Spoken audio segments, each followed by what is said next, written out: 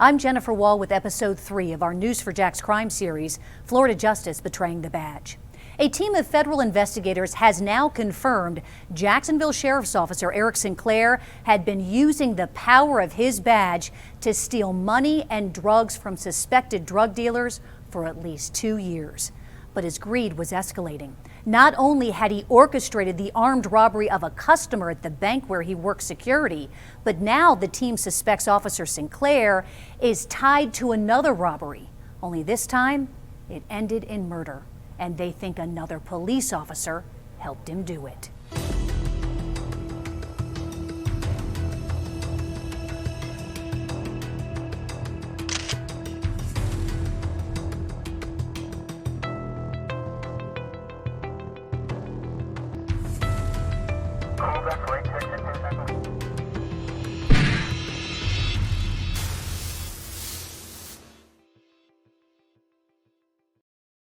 I've relieved one officer, Eric Sinclair, of his law enforcement duties and reassigned him to his home. It's February 2000, 4 months after these drug dealers admitted they were paying off Officer Eric Sinclair for information about drug investigations. Jacksonville Sheriff Nat Glover now knows he has a problem within his ranks. I'm concerned that there has been a breach of confidence in our office internally, and I've instructed the U.S. Attorney's Office, the DEA, Jacksonville Sheriff's Office, and the Multi-Agency Task Force to pursue that possibility vigorously. The federal investigation has now taken a dramatic turn to include kidnapping and murder. We here at Channel 4 News had been piecing together the details for months. We first learned that the federal investigation also included the unsolved murder of Sammy Safar. He was last seen alive after withdrawing a large sum of money from South Trust Bank. Public records showed Officer Sinclair worked many off-duty security jobs, including South Trust Bank, that same day. Sinclair was also working security the same day Safar's nephew was robbed at the same bank after withdrawing a large amount of cash. The same team of federal investigators is looking into all of this and more in a drug probe that seems to keep digging up more dirt.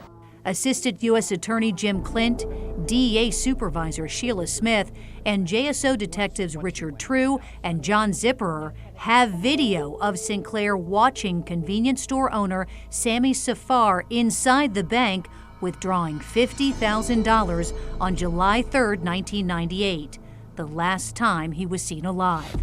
But now, nearly 2 years later, they had no physical evidence to connect Sinclair to Safar's kidnapping and death, just the word of low-level drug dealer Daryl Crowden, who admitted to helping Sinclair rob Safar's nephew 6 weeks earlier in the bank parking lot, but insists Sinclair never mentioned anything about robbing Safar. Our working theory was that Sinclair again set up for someone to stop or to rob Mr. Safar as he came out of the bank. The team thinks that someone may be another police officer because an officer would know how to kill someone without leaving any evidence on the body. There was none on Safar's. The 33-year-old was found face down in a remote part of the north side of Jacksonville, miles away from the bank where he disappeared. It was death by homicidal violence, but there was no indication of ligature marks. There was no stab wound, no gunshot wound, no contusion that would have caused death. We assumed it was a police officer who probably put Sammy Safar in a chokehold that officers are trained at the academy to use. Not so much anymore, but to put a chokehold on him and threw him in the trunk, and that his body had probably deteriorated in the heat because this is July 3rd, 1998, one of the hottest summers, the summer of the fires. But who? Daryl Crowden had told investigators he thought Sinclair might be working with 2 officers to shake down drug dealers, and maybe they were also involved in Safar's death. But he only knew one of their names, Carl, no last name. The only Jacksonville sheriff's officer the team could connect to Sinclair was an officer, Carl Walden. The two had worked together in the narcotics unit. But Safar's death investigation had gone cold. And now, nearly 2 years later, they had no proof he had any connection to Safar's disappearance. We decided to serve a grand jury subpoena on him just to probe him on some of these different things. So were you hoping that you could trip him up in some way, shape, or form? Wasn't really trying to trip him up. You know, the grand jury's the best investigative tool and the most effective, but if you try to get cute with it, it doesn't work. So it was really more of trying to see what it is he knew, what he might admit to that might not seem incriminating to him, but might either corroborate information that we have or discredit it. And so it was more of a real fact-finding mission, yet with the idea that he was suspected, but he wasn't really considered a target of the investigation.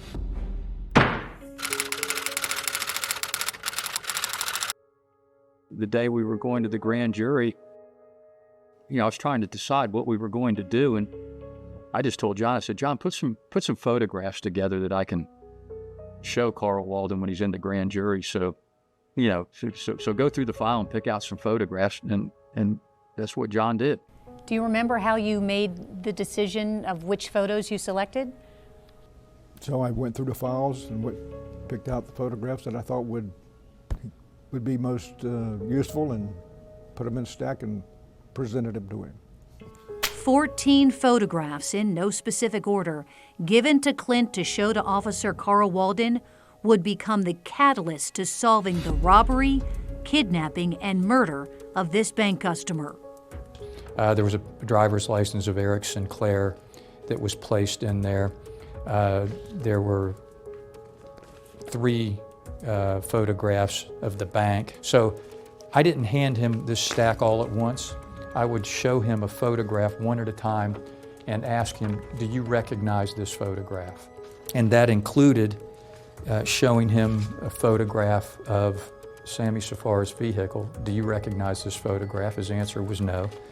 And it included showing him a photograph of Sammy Safar. Do you recognize this photograph? No.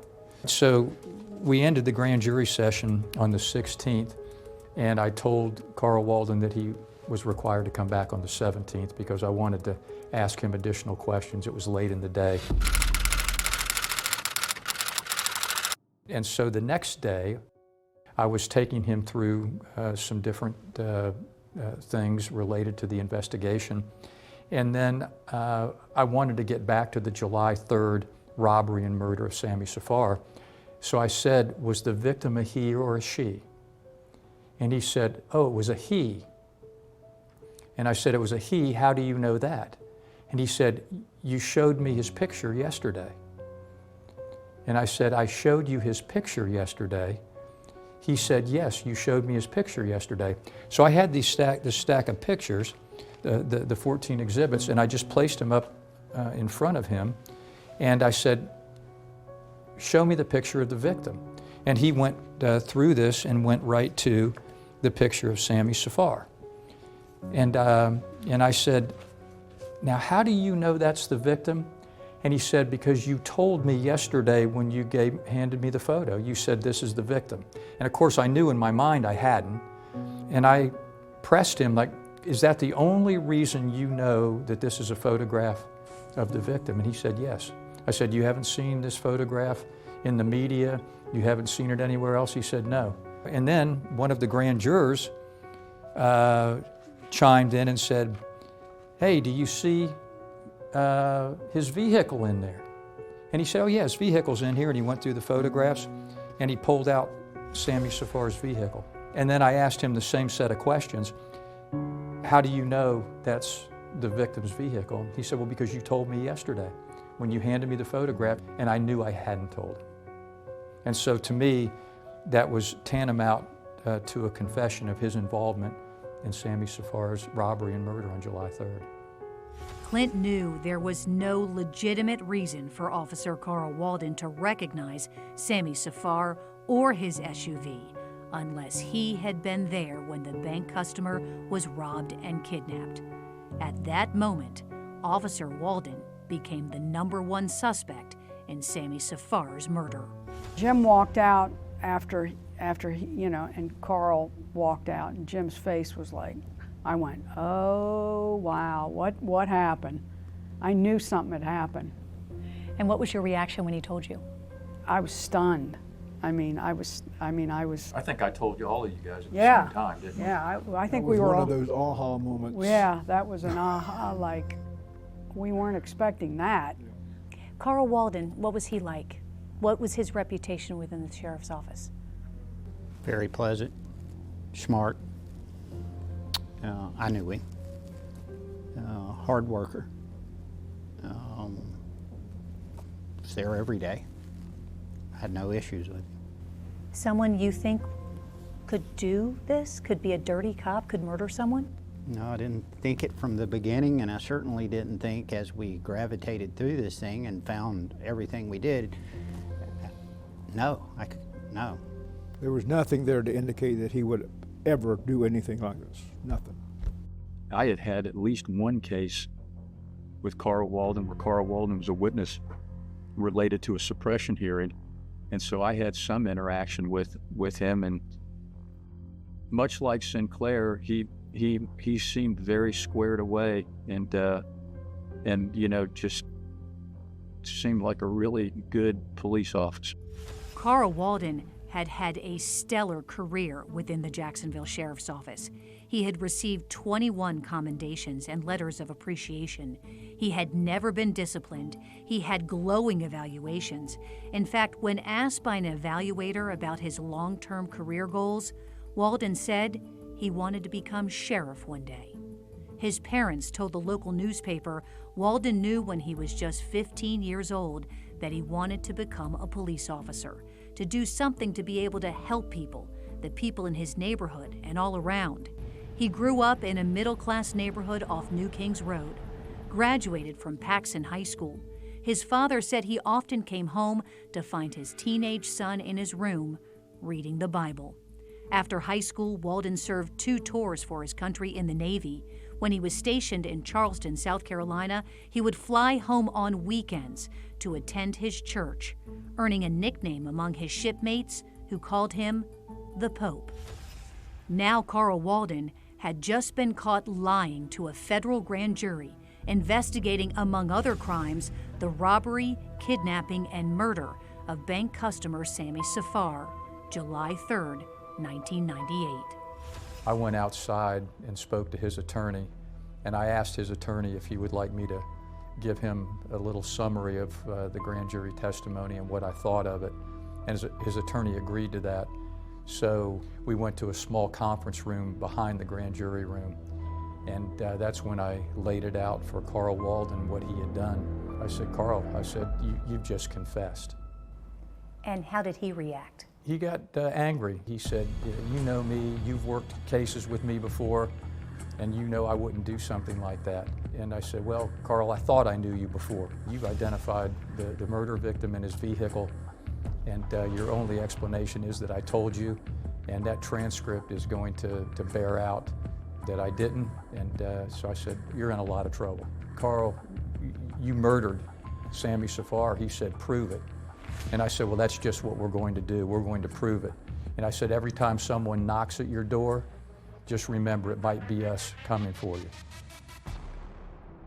During our next episode, Walden called Sinclair and told Sinclair, I screwed up. I identified the man.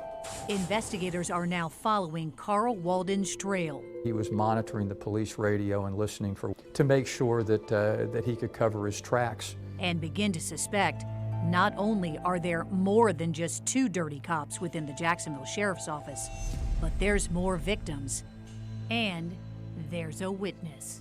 My name is Kenneth McLaughlin, Sr. I met Carl in 1998 at church. Florida Justice Betraying the Badge continues.